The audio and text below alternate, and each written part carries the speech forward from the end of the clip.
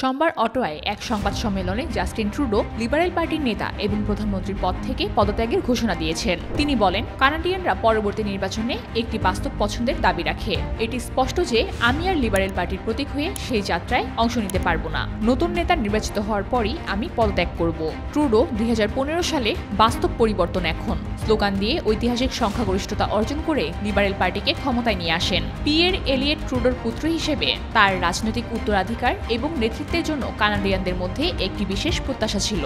তিনি দেশের বিভাজনমূলক রাজনীতি বন্ধ করার লক্ষ্যে কাজ করেন। তার নেতৃত্বে কানাডা লিঙ্গ সমতা, অভিবাসন নীতিমালা উন্নয়ন এবং জলবায়ু পরিবর্তন মোকাবেলা, বিশেষত সিরিয়ার শরণার্থীদের জন্য কানাডার দ্বার উন্মুক্ত করার মতো বড় বড় পদক্ষেপ নিয়েছিলেন। তাই ট্রুডোর প্রথম মেয়াদকালে তিনি তরুণদের মধ্যে বিপুল জনপ্রিয়তা অর্জন করেন। তার প্রথম কাজগুলোর মধ্যে ছিল লিঙ্গ সমতা ভিত্তিক মন্ত্রিসভা গঠন, কানাডার মধ্যবিত্ত পরিবারের জন্য শিশু ভাতা চালু করা এবং জলবায়ু সংকট মোকাবেলায় আন্তর্জাতিক অঙ্গনে দৃঢ় অবস্থান। তবে সময়ের সাথে ট্রুডোর জনপ্রিয়তা হ্রাস পেতে থাকে। 2019 এবং 2021 সালে নির্বাচনে তিনি আর সংখ্যাগরিষ্ঠতা ধরে রাখতে পারেননি এবং সংখ্যালঘু সরকার গঠন করতে হয়। তার নেতৃত্বে থাকা লিবারেল পার্টি ক্রমশ রাজনৈতিক প্রতিদ্বন্দ্বিতায় দুর্বল হয়ে পড়ে। 2019 সালে তার পুরনো ব্রাউন ফেস ছবি সামনে আসে, যা তাকে বড় বিতর্কে ফেলে।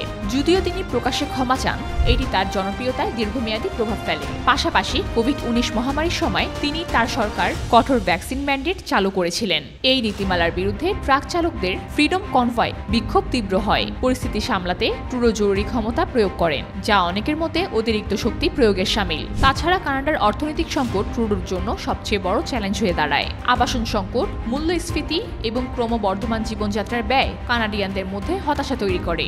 বিশেষত দেশের পশ্চিমাঞ্চলে তেল ও গ্যাস শিল্পে তার পরিবেশের নীতিমালা অনেকের ক্ষোভের কারণ হয়। ট্রুডোর সরকার আবাসন সংকট সমাধানের প্রতিশ্রুতি দিলেও তা বাস্তবায়ন করতে পারেনি। বাড়ির দাম বৃদ্ধি এবং ভাড়া নিয়ন্ত্রণের ব্যর্থতার কারণে মধ্যবিত্তরা হতাশ হয়ে পড়ে।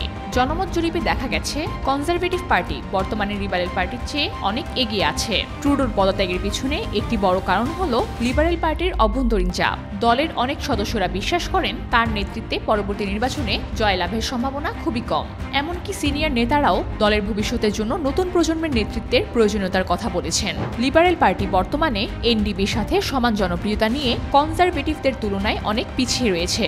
জনমত জরিপ অনুসারে লিবারেল এবং এনডিপি উভয়ের সমর্থন প্রায় 20%, যেখানে কনজারভেটিভরা 40% সমর্থন পাচ্ছে। তাই লিবারেল পার্টি এখন নতুন নেতা নির্বাচন করার প্রস্তুতি নিচ্ছেন। 2025 সালের নির্বাচনের আগে পার্টি পুনর্গঠনের একটি বড় সুযোগ পাবে। তবে ট্রুডোর বিদায়ের পর তাদের রাজনৈতিক ভবিষ্যৎ কি হবে তা নিয়ে কানাডিয়ানদের মধ্যে রয়েছে অনেক জল্পনা। জাস্টিন ট্রুডোর নেতৃত্বের অধ্যায় শেষ হলেও তার অবদান কানাডার ইতিহাসে একটি গুরুত্বপূর্ণ দৃষ্টান্ত হয়ে রয়ে যাবে। তার শাসনকাল ছিল মধুর, যেখানে প্রতিশ্রুতি এবং চ্যালেঞ্জ উভয়ই সমানভাবে বিদ্যমান।